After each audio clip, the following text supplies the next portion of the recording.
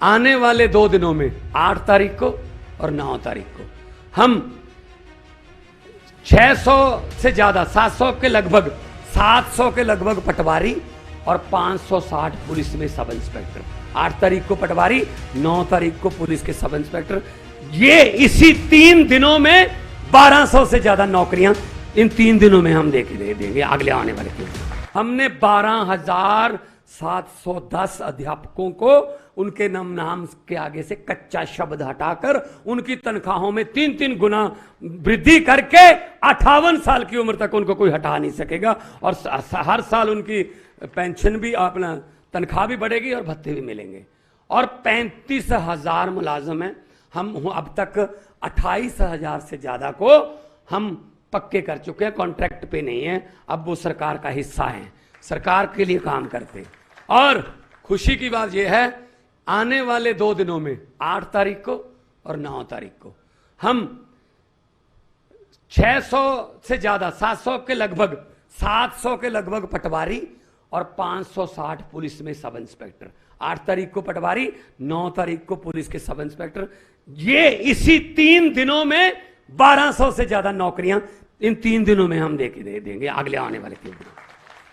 और एक आदमी मुझे मिला, मैं कहीं गांव में गया, वो दूध का काम करता था, दूध बेचने का काम करता था। उसने कहा जी मैं एक बात आपको बतानी चाहता हूं। मैंने कहा क्या? कहते जी मैं दूध बेचने का काम करता हूं, मेरे जो ग्राहक हैं वो कभी 3 महीने में मेरे पैसे देते थे, कभी 4 महीने में पैसे देते थे। अचानक क्या हुआ कि वो जब आपकी सरकार आई उससे कुछ महीने बाद वो हर महीने पैसे देने लगे मुझे दूध के। मैंने कहा भाई आप तो 3-3 महीने मेरे पैसे नहीं देते थे, अब हर महीने पैसे कैसे देते हो? वो कहते जी कि आम आदमी पार्टी की सरकार ने बिजली का बिल 0 कर दिया, हमें 5-7 हजार रुपया महीना बिल आता था, वो बचने लगा है, हम लोग आपका पैसा देने लगे। जो कहां तक ये पैसा काम आता है भाई साहब। तो कर्मचारियों के लिए खास गारंटी कि उनको पक्का भी करेंगे, तनख्वाहें भी बढ़ाएंगे और सरकार में उनकी उन्नति तरक्की भी होगी। अभी हम रोज पंजाब में हर महीने में 3-4 बार मुझे जाना पड़ता है नियुक्ति पत्र बांटने के लिए, कभी किसी डिपार्टमेंट के। कभी एक लड़का आया, वो कह रहा जी इसी सरकार में इसी साल में ये मेरी 3री नौकरी है। मैंने कहा 3 नौकरियां कैसे? वो उन्होंने बताया अफसरों ने कि जी पहले इसने क्लर्क का एग्जाम दिया, उसमें मेरिट में आ गया तो ये क्लर्क बन गया, आपके हाथों से क्लर्क का इसने नियुक्ति पत्र लिया था। उसके बाद इसने पढ़ाई की, हेड क्लर्क का पेपर दिया, वो भी पास कर गया, आपके हाथों से ये हेड क्लर्क का ले गया था। उसके बाद इसने पढ़ाई की, अब ये एसडीओ बन गया, बिजली बोर्ड के में लगेगा, आज एसडीओ का नियुक्ति पत्र लेने आया है। 1 साल में 3-3 मौके मिल रहे हैं भाई साहब, जहां 70 साल में एक भी नहीं मिलता था। तो ये गारंटी तो हमारी, हम काम करके आए हैं।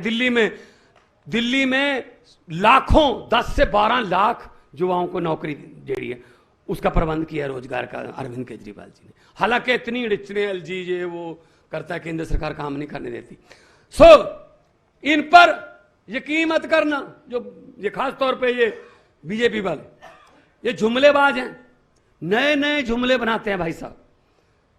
अभी मुझे पता चला है कि जो हॉस्टल हैं कॉलेजेस के, यूनिवर्सिटियों के, जहां बच्चे रहते हैं पढ़ाई करने वाले हमारे युवा, हॉस्टल की फीस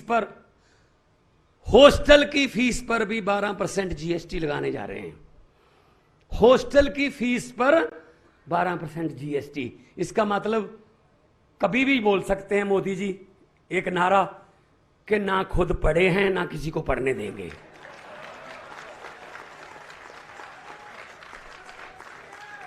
ना पढ़े हैं ना किसी को पढ़ने देंगे। भाई साहब कभी खुद हॉस्टल में रहे हो तो पता चले। अब 4th क्लास में तो होता नहीं है हॉस्टल कि कैसे खर्चे पूरे होते हैं, कैसे फीसों के खर्चे पूरे होते हैं, कैसे मेस का बिल देते हैं। कभी रहे हो तो पता चले। तो ये भाई साहब हर रोज, मैंने तो पार्लियामेंट में बोल दिया था, पार्लियामेंट में मैंने बोल दिया था, सामने बैठे थे मेरे सामने, मैंने कहा 15 लाख की रकम लिखता हूं तो कलम रुक जाती है। 15 लाख की रकम लिखता हूं तो कलम रुक जाती है। काले धन के बारे में सोचता हूं तो स्याही सूख जाती है, हर बात ही जुमला निकली। अब तो यह भी शक है, क्या चाय बनानी आती है?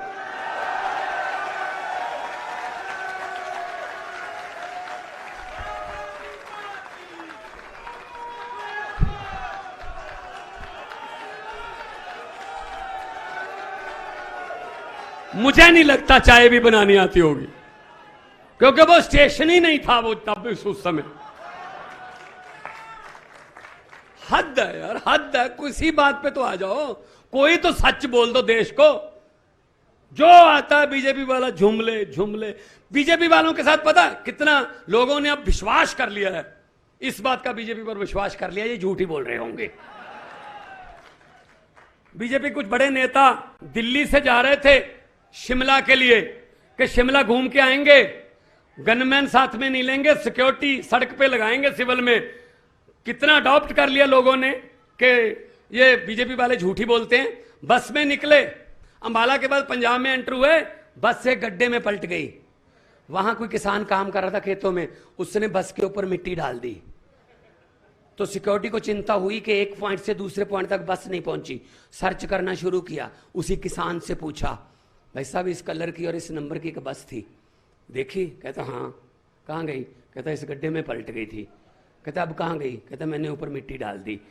कहते इसका मतलब उसमें सभी जो नेता सवार थे सब मर गए थे? वो कह रहा सभी नहीं मरे थे, अभी 20-25 चिल्ला रहे थे हम अभी जिंदा हैं, हमें बाहर निकालो। मैंने सोचा बीजेपी वाले हैं झूठ ही बोल रहे होंगे, मिट्टी डालो।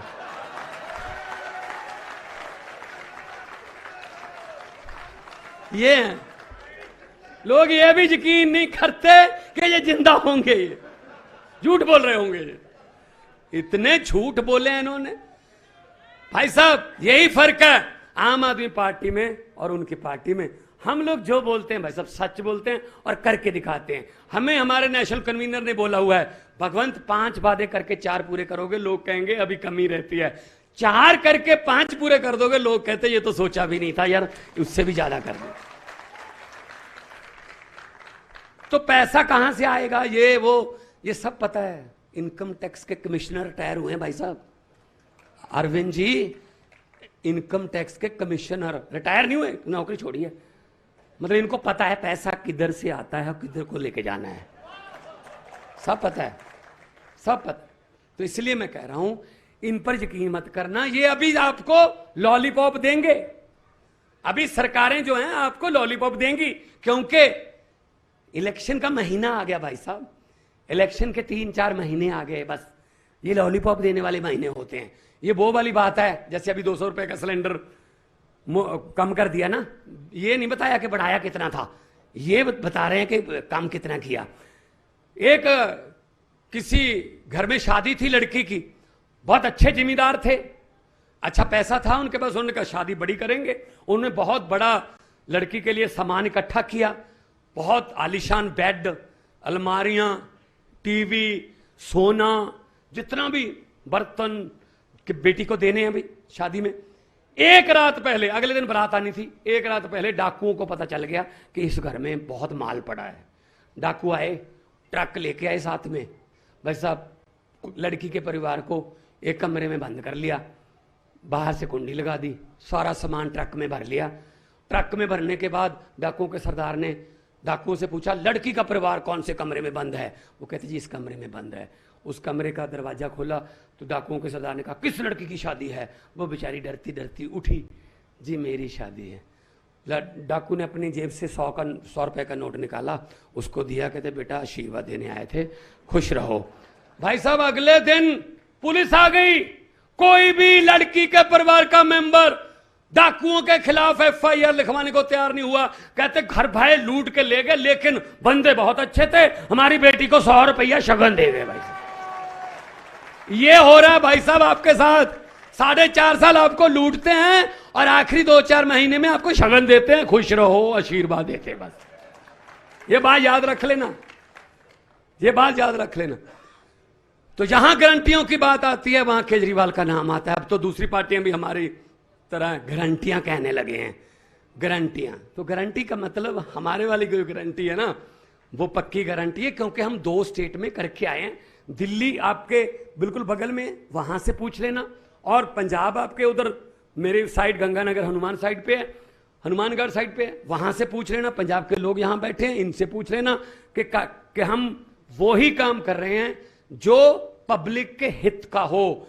1 रुपया भी किसी ने पंजाब के खजाने का लूटा पिछले समय में या आज के समय में, कोई हमदर्दी नहीं है भाई साहब। चाहे हमारा सगा हो, हम उसको उठा के जेल में फेंकते हैं, हमारी पार्टी का हो। यही तो सीखा है अरविंद केजरीवाल जी से।